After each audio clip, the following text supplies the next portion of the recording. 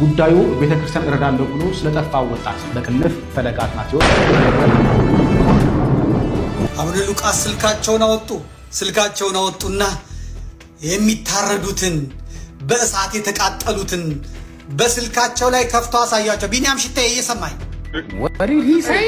ቶከሮችን በተመለከተ እነ ያያ ዘልደታ ቤተክርስቲያን ላይ በጣም አደገኛ ቁማር እየቆመሩ እንደሆነ ያው ሚስጥራቸው እየወጣ ነው ያለው። ፈለገማ ጭራሽ በአካውንት ሁሉ ይገባለታል።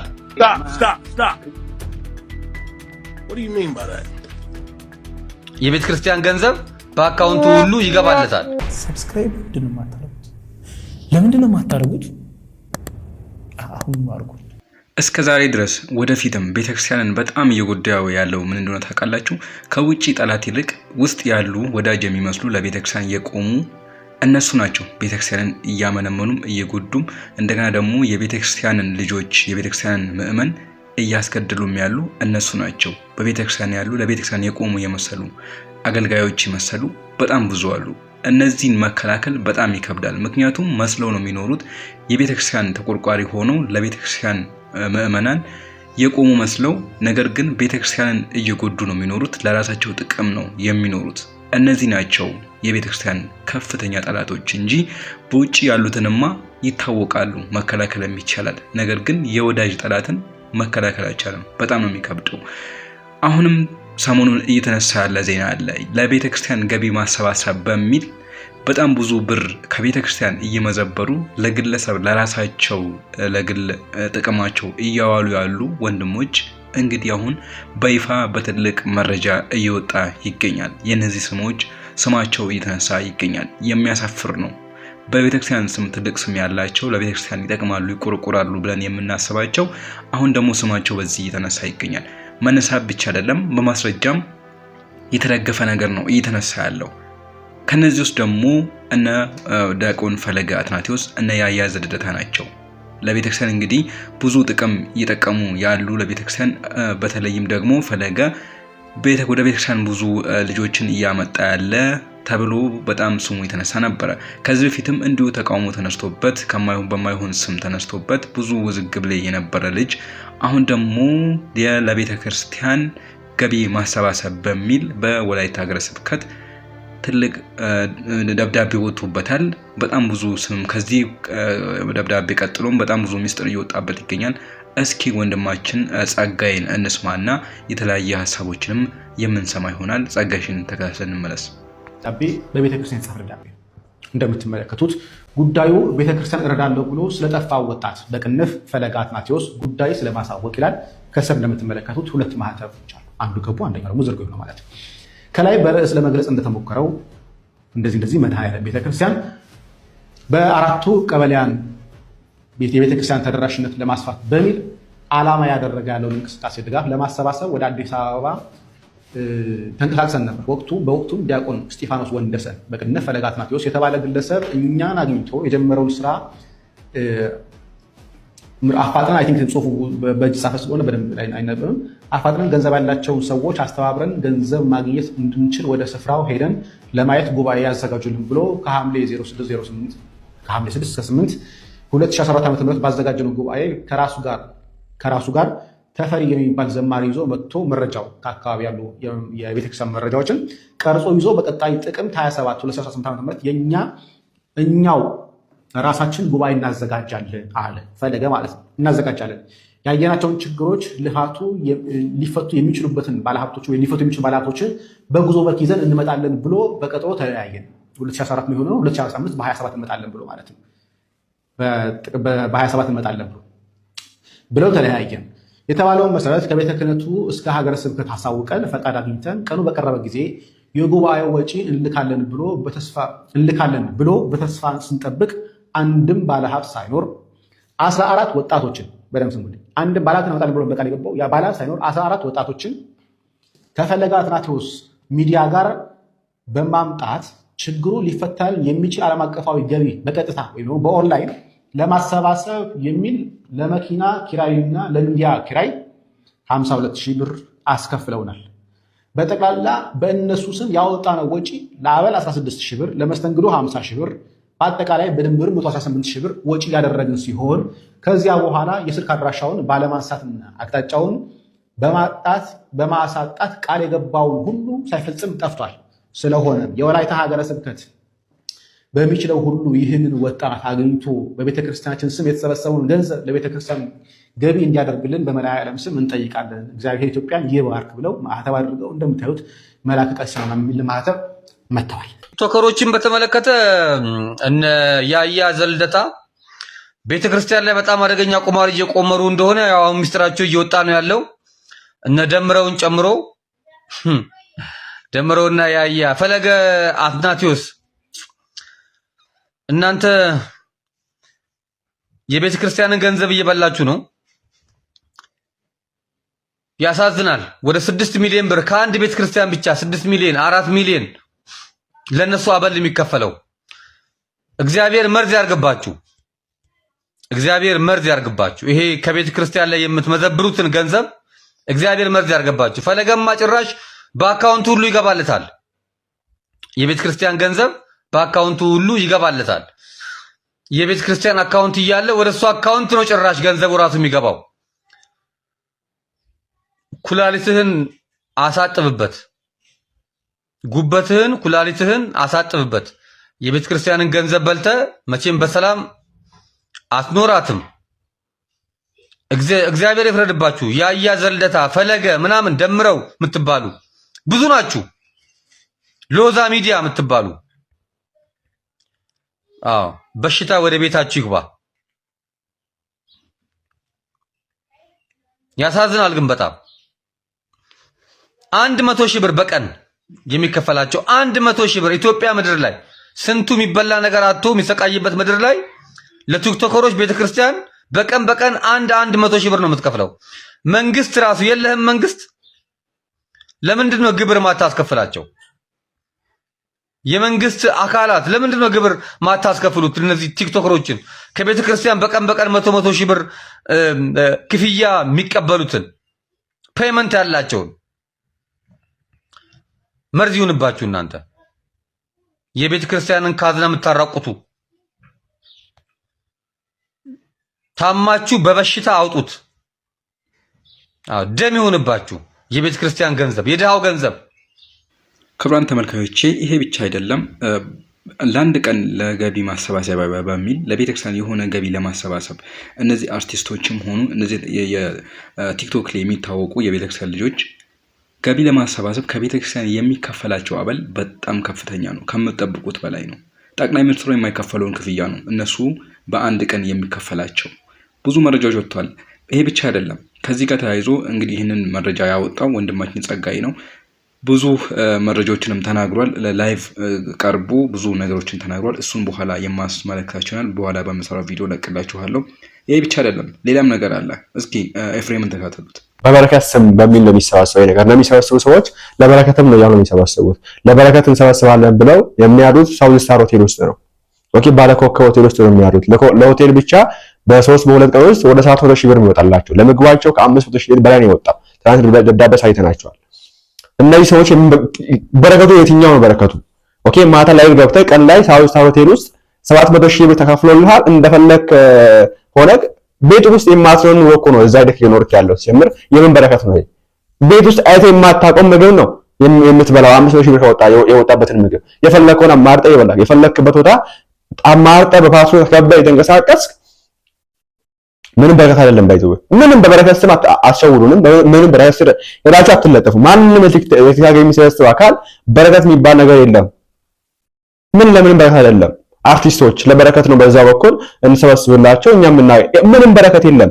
ኦኬ፣ 3 ወር ታሽታሽ ፊልም ሰርታሽ የምታገኘው 25,000 ብር እስከ 50,000 ብር ነው። በአንድ ቀን 100,000 ብር የሚከፈልሽ ገቢ ከሰበሰብሽ፣ ለዛም ጤናሽ ተጠብቆ ሆቴል ውስጥ እያደርሽ ምግብሽን በ500,000 ብር ተከፍሎልሽ እየበላሽ ምን በረከት ነው? ኦኬ፣ በረከት የሚባለው እኮ ውሃ ብታጡ፣ ምግብ ብታጡ፣ የምታድሩበትን ቦታ ታችሁ በቤተክርስቲያን አዳራሽ ውስጥ ብታድሩ በረከት ይባላል። ቤተክርስቲያን አዳራሽ ውስጥ እኮ ያሰበሰቡ ምን አይደለም ማለት።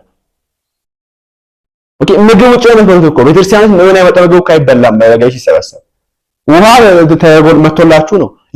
የትኛው ነው በረከት? እስቲ ይሄን ነገር በረከት የሚያደርገው ነገር አንድ ጥቀሱልኝ። ምንም በረከት የሚያስመስለው ነገር የለም። አይደለም መሆን አይመስልም። ኦኬ ገና ስትሄዱት ጀምሮ ከከተማው ግማሽ መንገድ ጀምራችሁ ተከባችሁ፣ በፖሊስ ተከባችሁ፣ በከተማው ሰው ተከባችሁ፣ ሌላ ባይሆን ጠቅላይ ሚኒስትር የሚጋስ መስላችሁ ነው በጣም የምትገቡት። ይህን በረከት ነው ታዲያ። በዚህ መንገድ የቤተክርስቲያን ገንዘብ አቶ ኪስ የሚያካብቱ ሰዎችን እያልን ነው የምንገኘውና እንግዲህ በመግቢያ ላይ የነገርኳችሁ ይሄንን ነው የተናገርኩትም ሀሳብ ይሄንን ነው የሚመስለው። ምንድነው እሱ ለቤተክርስቲያን እጅግ ጠላት የሆነው ከውስጥ ያሉ ናቸው። ለቤተክርስቲያን ወደ ኋላ መቅረት የቤተክርስቲያን ምዕመኑ እንዲጠፋ የሚያደርጉ ውስጥ ያሉ ናቸው። በጣም ችግር እየፈጠሩ ያሉ እንግዲህ እየተነሳ ያለው መረጃ ይሄ ነው። በጣም ብዙ መረጃዎችም እየወጡ ይገኛሉ። እየተከታተልን ለእናንተ የምናቀርብ ይሆናል። አሁን ደግሞ የማስመለክታችሁ አቡነ ሉቃስ የሰሩት ትልቅ ጀብድ ነው። እያለቁ ላሉ ኦርቶዶክሳውያን ምን እንዳደረጉ ለዓለም እንደመሰከሩ እሱን መምህር ዘመድኩን ያስመለክተናል። ተከታተሉ እስከመጨረሻ። በቦታ የነበሩት ናቸው የነገሩኝ። ስብሰባው ልክ ሊያልቅ ሲል አቡነ ሉቃስ እጃቸውን አወጡ። ምናልባት አቡነ ጴጥሮስ ከሆነም ቢሆን የሚሄዱት በጌታ በኢየሱስ ክርስቶስ አልማይቲ ጎድ ጠብቁ ሊሉ ይችላሉ። ግን አቡነ ሉቃስ ጥያቄ አለኝ አሉ። ቃል በቃል በቦታ የነበሩት የነገሩኝ ነው የምናገረው። ጥያቄ አለኝ፣ የማቀርበው ነገር አለኝ አሉ። ከዛ ሴናተሮቹ አዩአቸው። ሞገስ አላቸው፣ የተቀቡ ናቸው፣ ግርማ ሞገስ አላቸው። 6 ዓመት የተፈረደባቸው ናቸው በብልጽግና። ስለዚህ የሚያስተረጉም በደንብ ግን የሚያስተረጉምልኝ እፈልጋለሁ። በአማርኛ ነው መናገር የምፈልገው አሉ። ይናገሩ፣ ይተረጉሙሎታል ተባሉ። ስልካቸውን አጡ። ቢኒያም ሽታይ ስማኝ፣ አንተ ለምን አቡነ ጴጥሮስ አልሄዱም ነው የምትለው? አይሄዱም። አቡነ ጴጥሮስ ቢሄዱም የሚያመጡት ነገር የለም። የኢትዮጵያውያንን ሕመም የኦርቶዶክስን ሕመም መግለጽ የሚችሉት ብፁዕ አቡነ ሉቃስ ብቻ ናቸው። በዚህ ሰዓት ጻፉልኝ፣ ታች ያላችሁት ብፁዕ አቡነ ሉቃስ ሆይ ቡራኬዎት ይድረሰን በሉልና ጻፉልኝ። በእግዚአብሔር ጻፉልኝ። የኢትዮጵያን ሕመም የቤተ ክርስቲያንን ሕመም የአማራን ሕመም ይግለጽ ቢባል በአሁን ሰዓት መግለጽ የሚችለው አንድ ሊቀ ጳጳስ ብፁዕ አቡነ ሉቃስ ብቻ ነው። ብፁዕ አቡነ ናትናኤል አባቴ ናቸው። አይችሉም። ይገረፋሉ። አይችሉም። መግቢያም የላቸው። አሁን እዛ ሄደው ታስሮ ነበር ምናምን አለ ነገሩን። ያኔ አላልኩኝም። እንትን የሚያስብል ነገር ሆኖ አይደለም። ማን ነው የሚያስሮት? እንግዲህ አያችሁ፣ አባቴን ነው የምነግራቸው። አባቴ ቤቴ የሚመጡ ልጆቼን የሚባርኩ ከጵጵስናው በፊት በጠሩኝ ቦታ ሄጄ የማገለግል እንደውም እሳቸው መናገር ይችላሉ። ጴጥሮስ፣ ጳውሎስ፣ አየር ጤና፣ ኪዳነ ምሕረት እኔ አሻራዬ ያላረፈበት ቦታ አለ። ጠይቋቸው። መመካት ቢኖር ኩራት ቢኖር እኔ ነበርኩ የምኮራው፣ እኔ ነበርኩ የምመካው። ግን መመካት አለ።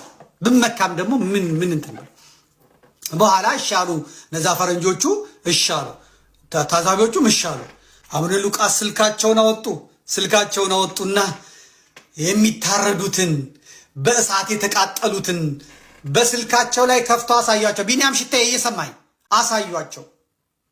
ማየት እስኪያቅታቸው እስኪዘገንናቸው ድረስ አሳዩአቸው። ይህን ያደረጉት ብፁዕ አቡነ ሉቃስ ናቸው። ይህንን ብፁዕ አቡነ ጴጥሮስ ያደረጉታል? አያረጉትም። አላምንባቸውም። አያረጉትም።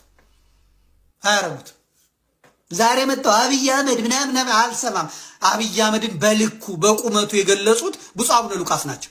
ብፁዕ አቡነ ሉቃስን ስታሳድዱ የነበራችሁ ጳጳሳት ዛሬ አብይ አህመድ ሲያሳድዳችሁ ብፁዕ አቡነ ሉቃስ እግር ስር ቁጭ ብላችሁ ነው እንጂ ቡራኬ መቀበል ከብፁዕ አቡነ ሉቃስ በላይ እንጣጥ ማለት ትክክል አይደለም።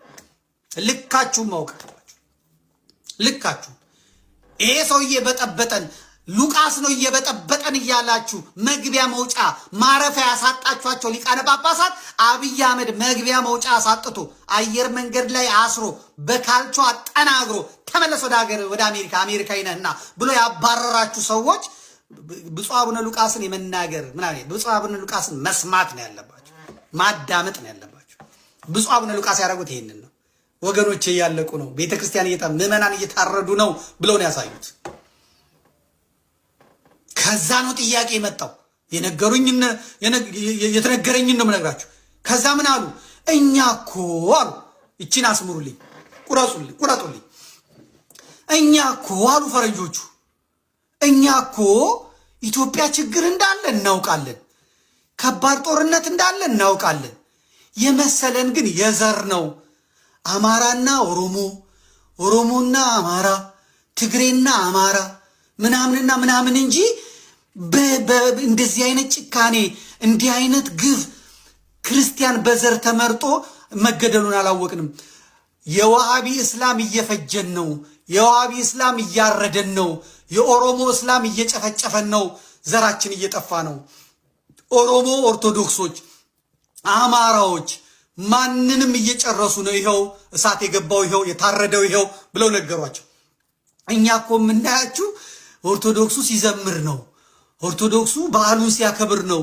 እንዲህ አይነት ሰቆቃ መኖሩን አናውቅም አሏቸው። እወቁ ይኸው ብሎ አሳዩአቸው። ይህንን ነው እነ ፋሲካው ይዘው መጥተው የአእላፋት ዝማሬ ዘንድሮ ቢቀር ካልሆነ ደግሞ እንደው ጥቁር ለብሰን ከተፈቀደ እንግዲህ መንግስት ነው የፈቀደው፣ መንግስት ነው እያደራጀ ያለው፣ መንግስት ነው እየረዳ ያለው፣ ፖሊስ እየመደበ ያለው፣ ልክ እንደ ጥምቀት ልክ እንደ መስቀል እያደረገ ያለው ፖሊስ ነው። ስለዚህ የሚወጡ ሰዎች እነዛ የታረዱትን ሰዎች የሚያስታውሱ መንግስትም ጥበቃ ከለላ እንዲያደርግ ራሱ ነው ገዳይ ለነገሩ። ቢሆንም ግን ለሳምፕል እንኳን እናድርግ ሲባል አይቻልም። በምስጋና ላይ ተቃውሞ የለም። ምድረ መናፍቅ ያለቀቀ ያረገፈልህ ሽታው ያለቀቀ 24 ሰዓት ተቀምጠ አሩሲ ተጎዱ አሩስ እንደዚህ ያሉ ምናምን እሱ ነው እንደ ዋናው። አሜሪካኖቹ የሚያመጡልን ነገር አለ እኔ አላምንበትም። የሚመጣ ነገርም የለም። አሜሪካኖቹ ያመጣሉ ብዬ የማስበው ነገር የለም። በተለየ ሁኔታ የልደትን ዋዜማ ጠብቆ ሰዓታት አለ፣ ማህሌት አለ። አሁንማ ምን አለ? ዶሮ የሚሰሩትም አለ። ዶሮ የሚሰሩትም ሰራተኞችም ቢሆኑ በቃ መምጣት አለባቸው አለ። በሚቀጥለው እቅዳችን ቪአይፒ ነው አለ። ደግሞ ትላንት ሲናገር የቆረበ ሰው በቪአይፒ ነው የሚገባው አለ። ተመልከቱ። በኢትዮጵያ ቤተክርስቲያን ስርዓት መሰረት እኔ ቆራቢ ነኝ እኔ አይባልም። ብዙ ሰዎች ቁርባን እንዴ ነጋሽ ታዬ ተማሪ አይደለ እንዴ? ነጋሽ ታዬ እንዴት ነው ይሄን ያልነገሯችሁ እንዴ? ስጋው ደግሞ የሚቀበሉ ሰዎች በዚህ ሁኔታ ከበሮ እየመቱ አዋጅ እያወጁ ነው እንደሚቀበሉት። ሰዎች እኮ እንዳያዩዋቸው ሌላ ቦታ ሄደው አልቅሰው ተንበርክከው ጌታ ሆይ እኔ አንተን ክቡር ስጋ ቅዱስ ደም መቀበል አልችልም፣ ለዛ የበቃው አይደለሁም ግን ብለው አልቅሰው እኮ ነው የሚቀበሉት። ሀገር ሰፈር መንደሩ እንዳያያቸው። ዛሬ እነ ሄኖክ ቪአይፒ የሚገቡት ደግሞ ቬሪ ኢምፖርታንት ፐርሰን የሚባል አለ እንዴ በኢትዮጵያ ቤተክርስቲያን ውስጥ? ነጭ ያለበሰ አይገባም። ይሄ ምን አይነት ባህል ነው? ነጭ የሌላቸውስ ድሆችስ?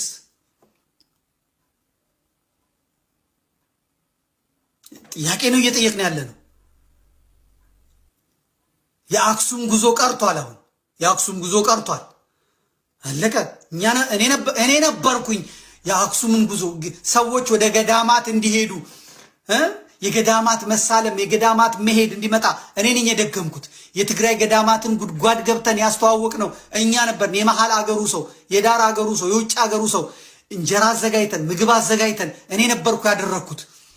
አዲግራት ላይ ተቀብለውን፣ መቀሌ ላይ እግር አጥበውን፣ ደሴ ላይ እግር አጥበውን ሰው ወደ ገዳማት እንዲሄድ ያደረኩት እኔ ነኝ።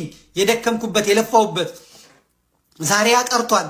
አብይ አህመድ ቀጥቅጦ ሰሜኑን ባዶ ሰሜኑን ለኢየሱስ ለመስጠት ብሎ አደህይቶ ቀጥቅጧቸዋል። ላሊበላ እኮ ያንኑ ለህዝብ ላሊበላ እኔ እኮ የሄድኩት በገነተ ማርያም በኩል በምናምን በሚባለው ነው የመጣሁት። የአዲሱ መንገድ ሳይሰራ በፊት ነው ሰው ይዤ የመጣሁት። ከላሊበላ ይምርሃነ ክርስቶስ እኮ አይኬድም ነበረ። የሚኬደው በእግር ነበረ። አንድ ቀን ማታ አንድ ቀን ስትሄዱ የምትውሉበት ነበረ እኮ ይምርሃነ ክርስቶስ። 3 መኪና 4 መኪና ህዝብ ይዤ ገዳማቱን እንዲረዱ ገዳማቱን እንዲተዋወቁ ያደረኩት። በአመት የሚጠብቁን አሉ እኮ በአመት የሚጠብቁን ሰው እዚህ ያዘጠዘጠ እንዲያድር። አሁን ላሊበላ ደርሷል አይደል? አዎ ፋኖ ጦርነት ከፈተ ይላሉ። የራሱን ፋኖ እያዘጋጀ ከመከላከያ ላይ ተኮሰ ብሎ ጦርነት አለ ብሎ ሰው እንዲቀር ሰው ሁሉ አዲስ አበባ እንዲቀር ሄኖክ ኃይሌ ቫቲካን። ኧረ በእግዚአብሔር ተው እንጂ እየተነቃቃን እንጂ የላሊበላ ከተማ አቆርቁዘዋታል። አቡነ ኤርሚያስ ከተማዋ ሌላ ቦታ እንዲሆን ክህነትም የምሰጠው እዛ ነው ብለው ከጥንት ከላሊበላ ከቅዱስ ላሊበላ ዘመን ጀምሮ ክህነት የሚሰጥበትን ቦታ አርዋል። ላሊበላ አካባቢ ያሉትን ህዝቦች አንጽተዋል፣ አጽድተዋል። የቱሪስት ከተማ ሙዚየም ሊያደርጓት ማለት ሙዚየም ሊያደርጓት። ስለዚህ ያ ማደብዘዝ አለባቸው። ልደት መጣ ኦኬ አላፋት ዝማሬ ተብሎ ሰው እዚህ እንዲዘምር። ሄኖክ ኃይሌ የአባቶቻችን እንባ በራሱ ዋጋ ያስከፍልሃል። እኔ መናገር ብቻ ነው። ይኸው ተናግሬያለሁ። መዝግቡልኝ። እኔ አንተ ቀለበትን ከእንትን ላይ አውልቀህ ካገባ በኋላ አውልቀህ እዛ ፋና ቴሌቪዥን ላይ ቀርበ ኢንተርቪውን ስትሰጥ ለማን ነው መልእክት እያስተላለፈው? ወይስ እንደኔ ተሰብሮበት ነው ወይስ እንደኔ ጠቦት ነው ብዬ ነበር። እኔ ከሚስት ጋር ትኑር አትኑር የማውቀው ነገር የለም። አብረህም ትኖራለህ። አሁን እስካሁን ክህነት ወስደ ካህን ትሆን አትሆን አላውቅም፣ ግን ዲያቆን ነው የምትባለው። በብዙ ነገር እንዳትጎዳ እየነገርኩ ነው። እና ከብልጽግና እኩል እኔ ተሰሩኛላችሁ እንዴ? ከብልጽግና እኩል ጠላት አይኑ ቀላ ትሉኛላችሁ እንዴ? እኔ ብልጽግና ለራሱ ያዘጋጀውን ብልጽግና ለራሱ የደገሰውን ለአሜሪካ ሴናተሮች ለአውሮፓ ፓርላማ መልስ ለመስጠት ዓለም በሙሉ በኢትዮጵያ ላይ እየተደረገ ያለውን የክርስቲያኖች ጭፍጨፋ ለማገዝ ሲባል ያን ለመቀልበስ ሄኖክ ኃይሌ ተዘጋጅቶ የመጣውን እነ ቫቲካን እነማ ከዛ በኋላ ሊጽፉት ይሄው ክርስቲያኖች በዚህ ድምቀት ሊሉ ትራንስፖርት ሊቀርብ ይችላል፣ ምን ሊቀርብ ይችላል። ብቻ ባንዲራዋ እቺ እሷንም ሊፈቅዱ ይችላሉ። ሄኖክ ኃይሌ ራሱ ለብሶ ሊመጣ ይችላል። ካድሬ እኩል ለምን ብሎ የጠየቁትን ሊቃውንተ ቤተ ክርስቲያን ትሰድባላችሁ? ብልጽግና ለእኛ አዝኖ ብልጽግና ለኦርቶዶክሳውያን አዝኖ እግዚአብሔር ይፍረድባችሁ። ዘምሩ። አትዘምሩ ያለ የለም። አትዘምሩ ያለ የለም። እግዚአብሔር ሆይ እየሰማው ነው። አሁን ነጋዴው ሲጮህ እየሰማሁት ነው። እግዚአብሔር ሆይ በባንክ ያለ ገንዘብ መውሰድ ጀምሯል። ባንክ 2 ሚሊዮን 300 ሚሊዮን ምናምን አለኝ ያሉትን የሚቀማ መጥቶባቸዋል። እግዚአብሔር ሆይ ቀጥል እኩል አድርገን። እግዚአብሔር ሆይ ረሃባችን እኩል፣ ህመማችን እኩል፣ ስቃያችን እኩል ይሁን። እግዚአብሔር ሆይ መሃሉን ገነት አድርገ ዳሩን በእሳት አትፍጀው። ገነት አድርገው ሁለቱንም። የኔ ጸሎት ነው። ሰማዕት ናቸው እነሱ። ለሰማዕታትን ድምፅ እንሆናለን ምናምን ደግሞ ይላል። እንትኖቹ ውሸት ነው ወደኋላ አስቀርተው ይላል ሽታይ ቢኒያም ሽታይ ወደኋላ አስቀርተው ሴናተሮቹን ከዛ አናገሯቸው ምናምን። ውሸት ነው ያለ ይመስል ማለት ነው። አንተን አንዱ ዓለም ዳግማዊ ነበር ሊወስድ የነበረው። አንዱ ዓለም ዳግማዊ ይኸው ገብቷል። ከሄኖክ ጋር እየሰራ ነው። ገንዘብ ባለበት ቦታ የማታጧቸውን ሰዎች በሙሉ እያያችሁ ነው። ማህበረ ቅዱሳን ይበለው። ምናልባትም ደግሞ እየጠረጠርኩ ነው። ምናልባት ይሄኛው ፌድ ስላረገበት ማህበረ ቅዱሳን በዚህ ተገልብጦ መጥቶ እያልኩ ነው። ምክንያቱም እዛም አካባቢ ደግሞ ማህበረ ቅዱሳን ታጅቦ ነው የማየው። አሁን እነ ብርሃኑ መጥተው እንትናን ይሰድቡታል።